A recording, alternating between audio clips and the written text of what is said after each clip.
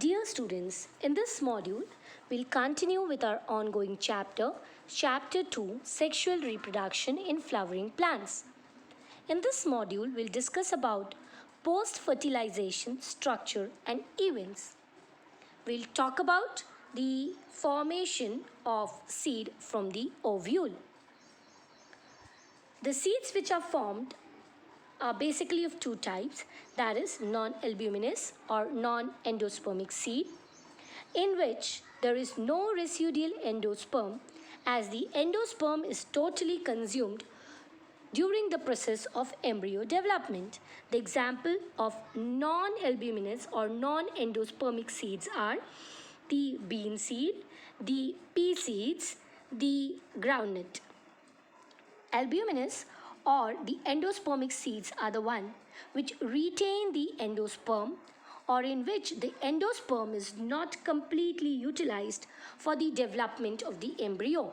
The example of endospermic seeds are wheat, maize, barley, castor, coconut and sunflower, to name a few.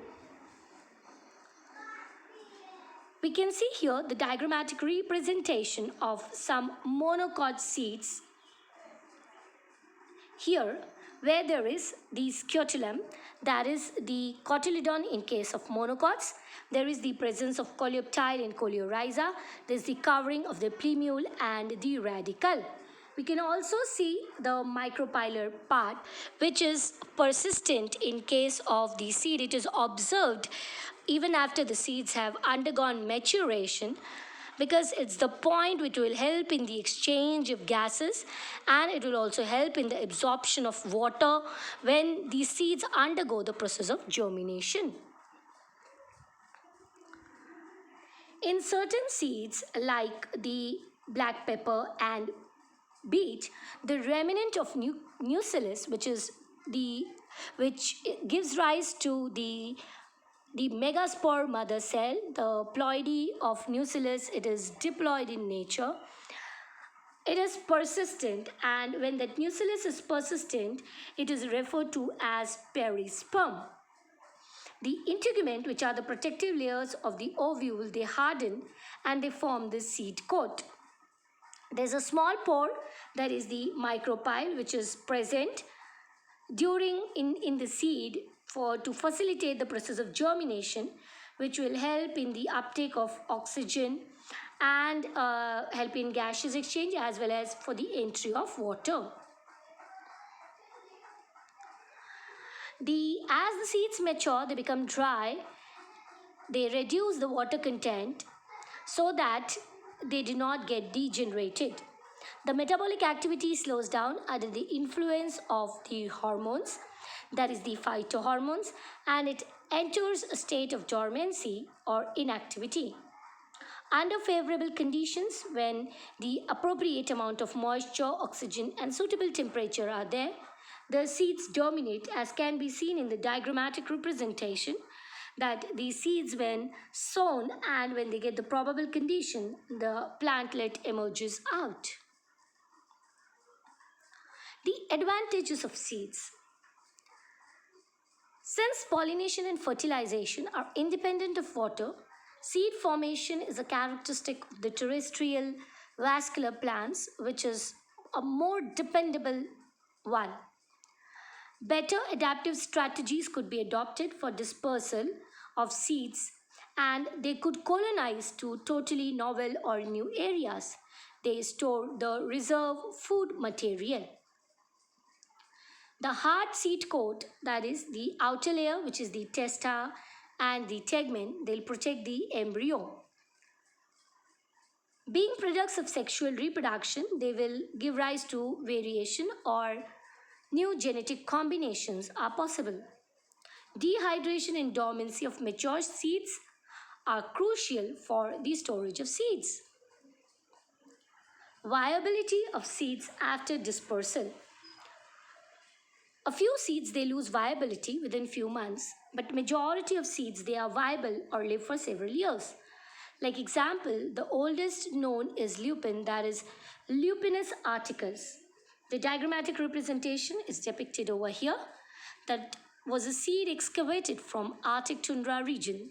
The seed germinated and flowered after an estimated record of 10,000 years of dormancy. 2000 years viable seed of date palm, Phoenix dactylifera, that's the scientific name, Phoenix seeds. They were discovered during archaeological excavation at King Herod's palace near the Dead Sea. Fruit from ovary. We know that the ovule develops into seed and the ovary forms the fruit. The wall of ovary develops into the fruit wall, that is the pericarp. Pericarp comprises of exocarp, mesocarp and endocarp. Some fruits may be fleshy like guava, orange, mango, and others they can be dry like groundnut or mustard. The fruits which are produced from the ovary or which are produced from any other part of the ovary help in the classification into two types, that is the true fruits and the false fruits. The true fruits are those where the fruits develop only from the ovary. That is the practice followed by majority of the plants. When the fruit development takes place from any other part, that is the thalamus, is also contributing to the fruit formation, like in case of apple, strawberry or cashew, then it is referred to as false fruit. Fruits could also be parthenocarpic, like banana, which is a seedless fruit which is produced without the process of fertilization. Though these days, by application of growth hormones, parthenocarpy can also be artificially induced. Such fruits which are produced are seedless. Example, the production of seedless oranges, tomatoes. Apomixis and polyembryony. Apomixis is the production of seed without fertilization. It is observed in some species of Asteraceae and grasses. The family Asteraceae is a form of asexual reproduction which mimics sexual reproduction. The development of apomictic seeds, it takes place when a diploid egg cell, without undergoing fertilization, without undergoing reduction division, that is meiosis, will develop into embryo without obviously undergoing fertilization.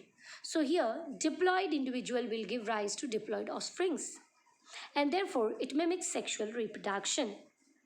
In many species like citrus fruits or mango varieties, the nucellus cell or the cells of the nucellus or the nuclear cells, they protrude into the embryo sac, leading to the formation of many embryos.